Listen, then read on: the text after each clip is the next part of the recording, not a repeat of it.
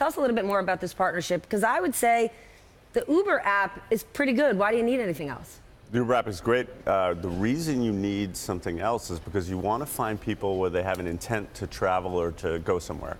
So when you're in Facebook Messenger, you're kind of talking to your friends and they're saying, hey, let's go to dinner tonight and here's a location. And then the experience ends for Facebook Messenger there. And then they flip out into the Uber app. So I'm going to take them in partnership with Facebook and go right from that experience to getting an Uber inside the Facebook Messenger thread.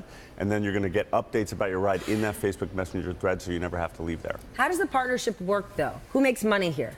Well, hopefully what happens is that they ride on Uber, and maybe that's their first experience or their second, they keep riding on Uber, and that's how everyone makes money. Well, why does Facebook want to do it?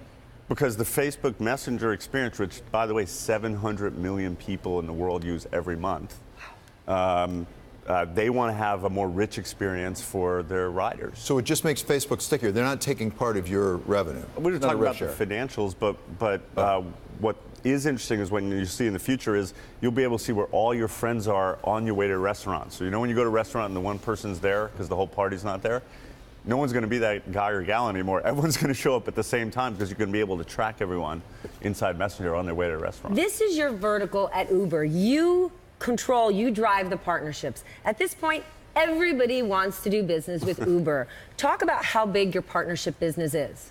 So I started at the company about 2.5 years ago. I have one partnership guy who'd sort of dropped out of college and said, I'm going to go work at Uber. So I started with him.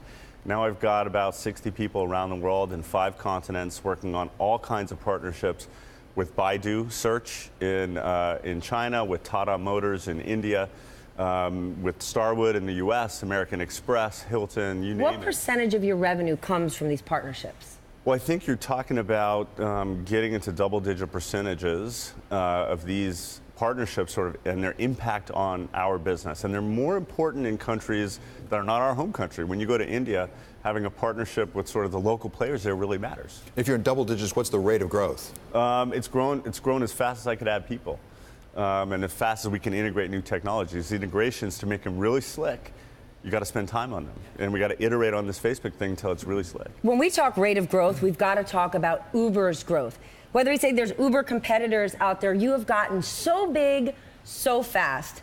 Maybe your competitors are changing. Yesterday, Google announced in 2016, next year, out of Alphabet company, they're going to be putting out a fleet of driverless cars. And part of the intent is to compete against you. Yeah. What do you make of this? You know, they're an investor in Uber. They invested in us 2 years, 3 months ago. Really? Yeah, it was big news at the time because they thought what we did was interesting. So interesting that now they're going to try to do it themselves? Well, I think in this day and age, with companies as big as they are and as big as we're becoming, there's some areas you compete and some areas you cooperate in. So we still cooperate with them on Google Maps. If you open Google Maps today, you'll see an Uber button there. So there's things we do together. Could they end that partnership, though? In a year, when they've got driverless cars, can they say, thanks, but no thanks, we'll be taking Google Maps back? I guess they could, but driverless cars is a long ways away to get the tech right, to get the regulations right, and then to produce driverless cars. So let me ask the question a different way. Could it go the other way so they're not actually competing with you, but you actually join up? It could be. Like, you always want to keep your options open to partner with companies that are doing interesting things. So I think we'll do that. You've hired some robotics experts from Carnegie Mellon. Tell me about that. Why? What are they going to do? What they're focused on in Pittsburgh, and it's a great team. When you meet these people, they're really some of the best in the world. They're going to make sure that in a driverless car world, that'll happen at some point, that we are a leader there. And so robotics is a part of making a driverless car work. It seems like your business model could change, though. If you end up with a fleet of cars, who owns them? It's a great question. I mean, I think, you know, what we would prefer is to be a lot of options for driverless cars, and there'd be a rich competitive market there, and then we'll have them on our system, and we'll have different ownership models. But it's so far away, I'm not thinking about that. Or on the ownership model front, I think about Lyft, I think about Via. You want to buy those?